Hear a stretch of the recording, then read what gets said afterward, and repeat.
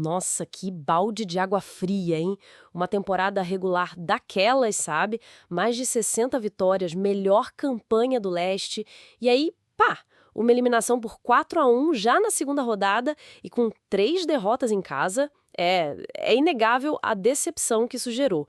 Então, a nossa missão aqui hoje é justamente tentar entender isso, sabe? Mergulhar um pouco nessas reações, no que o pessoal tá falando, tentar ver, pelo material que a gente analisou, o que apontam como motivos para essa queda dos Cavaleiros contra os Pacers.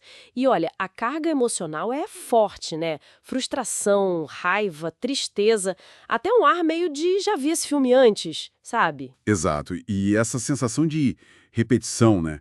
Isso é um ponto que aparece bastante. Não é a primeira vez que o time tem uma temporada regular promissora e, bom, acaba saindo cedo nos playoffs. Isso intensifica muito o questionamento sobre qual é o teto dessa equipe, sabe? Com essa formação atual. E claro, as críticas individuais logo apareceram, né? Os nomes do Jerry Tallon, do Darius Garland, eles surgem bastante. O que a gente percebe nas análises é essa ideia de que eles meio que sumiram nos playoffs, que faltou mais garra, mais consistência, talvez. Citam, por exemplo, os rebotes do Allen, que ficaram abaixo nos jogos finais.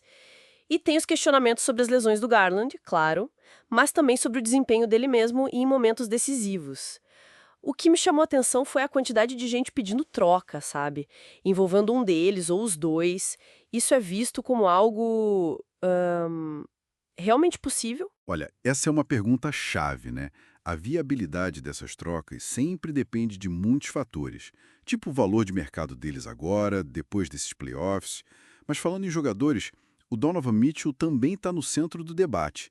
Ele é reconhecido como um motor ofensivo, óbvio, mas é interessante como analisam o tal do Hero Ball dele. Não é só a questão da eficiência, que caiu mesmo, especialmente de três. Apontam isso também como talvez um sintoma da dificuldade de outros jogadores, como Evan Mobley, de dividir essa carga ofensiva de forma mais consistente quando a coisa aperta, sabe? Algo que essa série parece ter escancarado. A lesão dele, claro, é um fator que, bom, complica um pouco essa análise toda. E sobre o Mobley, a percepção geral que a gente viu é de que ele foi meio subutilizado no ataque, né? Mas ainda com aquela dúvida, será que ele já estaria pronto para assumir um papel maior com essa pressão toda de playoff? Exatamente. Existe um reconhecimento do potencial defensivo dele, é inegável. Mas no ataque, as opiniões se dividem sobre como e quando ele vai conseguir dar esse salto, sabe? Especialmente em jogos de alta intensidade. E falando nessas dificuldades individuais, parece que tem um tema maior que surge nas discussões, que é a mentalidade do time mesmo. A palavra soft, né, mentalmente frágil, aparece bastante, ligado à ideia de que a equipe meio que desmonta sob pressão, ou quando o jogo fica mais físico, como foi contra os Pacers. Sim, sim. E essa percepção da mentalidade, ela se conecta direto com as observações táticas.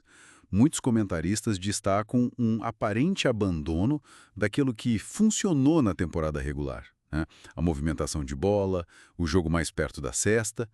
Em vez disso, o que se viu foi muito isolamento para o Mitchell e uma aposta em bolas de três que, tipo assim, não estavam caindo mesmo. Os percentuais da série mostram isso. A falta de ajustes claros durante os jogos também é um ponto muito recorrente nessas críticas táticas. Com esse cenário todo, críticas individuais, táticas, de mentalidade, não surpreende que o debate sobre o futuro esteja pegando fogo, né? Manter a base ou fazer mudanças mais drásticas. As opiniões parecem bem divididas no material que a gente viu. Sem dúvida.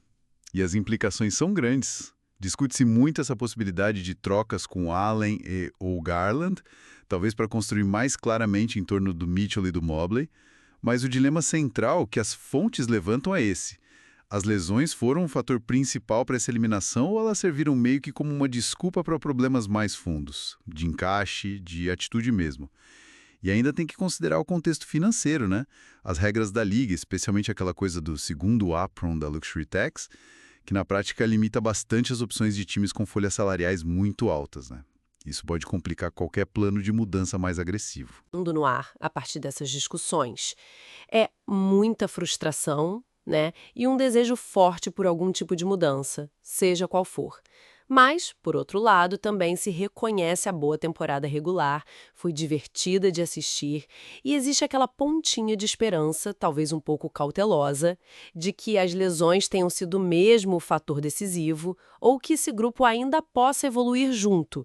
Pois é.